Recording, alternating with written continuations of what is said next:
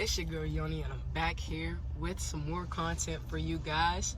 Make sure you like, subscribe, leave a comment down below before we get right into this video. And as you can see by the title, today we will be talking about options. Now, options trading is not my forte. It's not what I see as a long-term strategy for like building wealth at a constant rate. It's quicker. You can make money quicker with options, like within minutes, but you can also lose money within minutes. So options is kind of, for me, like gambling. You place a bet on a company, aka a stock. Place a bet for Apple, thinking that the price action will either go down or go up. Now, what we call these bets are calls and puts. And where you find calls and puts are on a options chain through your brokerage account. My brokerage, Webull, will be in the description below if you guys wanted to get started investing, your investing journey.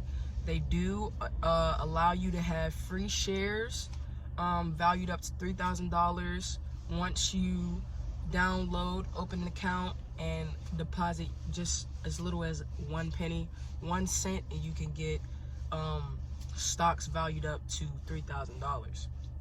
I'll tell you, when I first started, I got a Google stock. So yeah, that Google stock was valued at $87 at the time. You can now look at Google and where it's at right now. It's at like 106, 107. So that's a free $100 right there. So, you know, I'll always recommend Webull as a brokerage account to anyone, because they've been great to me. So yes, I go through Webull to find my options chain, and then I figure out, well, first I figure out what I want to place the bet on. Do I think it's going to go up or down? So up is a call, you know, I'm going to call you up. And put is down, so I'm going to put you down. So I try to think about that example when I'm thinking about options trading. It's just easier for me to remember that way. So now that we talked about the options chain, and we've also talked about calls and puts, now we want to talk about how a strategy goes into play. And you need a strategy for anything you are planning to do in the market, whether that be long-term or whether that be short-term investing. So, all right, we're back. Shorty was all up in my business, but that's besides the point. So yeah, like we were talking about, it takes a strategy. So I like to have a strategy within my options trading. I do believe I'm more so a long-term investor, but I do see the benefits in options trading. So I mostly have my liquidity, or my equity. Liquidity would be after you sell an asset, you have liquidity, which is cash or money. So most of my equity, which is money I have invested, is in companies for the long term. I use a very small percentage of that, like cash I have left over, to options trade. Now, with the options trading, there's different types of option traders. There's day traders, there's swing traders, and there's leap traders. So day traders, they trade during market hours, and it's usually not for more than like a half an hour to an hour, maybe 15 minutes, maybe 5 minutes. A swing trader is a trader that holds onto a stock for longer than 2 hours to a few days, to even a week out. A leap trader is a person that believes a stock will move in a certain direction within a couple months or within years. So those are the 3 different options traders, and I am not a financial advisor.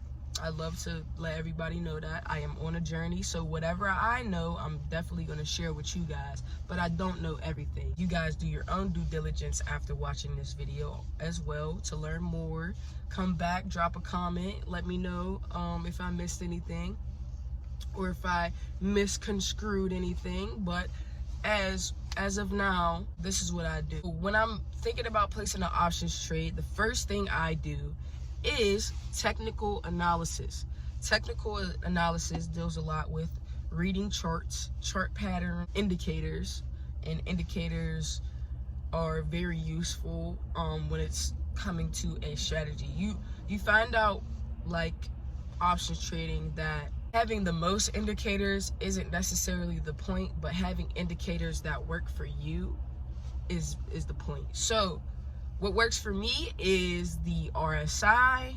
What works for me is the MACD and the MAs. So I go by the 20-day MA, the 50-day MA, and the 200-day MA. And then I also look for the MACD and the RSI. And I also look through time frames. So there's different chart time frames. They're all the same chart, but there's different time frames. And these chart time frames vary for whichever brokerage or platform you are using to view the charts. So they can be from a daily charts perspective, it could be from a weekly charts perspective, or even a yearly. It could be from 5 minutes, 20 minutes, an hour, 4 hours, 1 minute, 2 seconds. So these charts go in order. You wanna have an advantage over other investors, so you have to have a strategy that works for you. What's a chart that you are comfortable with reading? What's a chart that helps you understand where price action is moving? So for me personally, I use the 4-hour chart. I check the daily and the weekly to do my watch list for the week, and I do check them frequently after market hours, after a full day. Day trading, I definitely check that 4 hours chart to see where we're at for the day. I go down to the 1-hour chart, slide to the 15-minute chart, and my final chart is the 5-minute chart. Sometimes I use the 1-minute chart for reference just to see where price action is at in that same minute. If I go into a trade all eggs in a basket and 100% sure, you cannot be 100% sure with anything in the market. So once I go into these trades, I'm not expecting to make $1,000. My trades are usually from 5 minutes to 20 minutes, maybe 15. And I usually make from $10 to $50. So when I make $10 to $50 in a matter of 10 minutes, I take those gains and I wait till the next trading day. I do 1 to 3 trades a day. If I'm profitable on the first trade, then I quit for the day because I've made money. It's very hard for people to make money in the stock market, and to be a person that can make money is a great thing. Don't give it back. There's 2 emotions that run the market, which is fear and greed. So don't get too greedy. And my stop loss is always equipped for $5 to $10.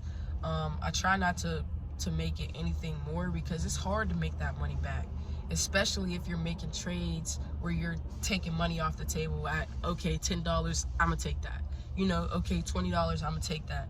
Okay, $30, good day. You know, I'm cool with taking those small gains because where my account is at right now, I'm not in the financial position to dump thousands of dollars into an options trade where I can make 10% on $1,000 would be $100.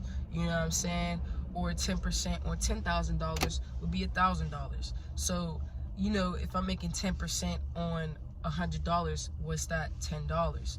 So I try to be strategic when placing my options trades. even though I do not believe I am the best options trader, I do believe my edge is my long-term portfolio, which I invest in companies for the long term. Some of these companies I see myself investing or staying involved in for 3 years. Some of these companies I plan on investing in for my kids. So until they're of age and I'm long gone and they have assets that will be in my will, that goes to them. I believe my family deserves something to call their own, and we're creating generational wealth here. So we'll see where this goes. Make sure you follow me on every social media with the tag down below somewhere, maybe here, but it will be somewhere on this screen. Thank you guys so much for watching, and I'll see you next video. Peace.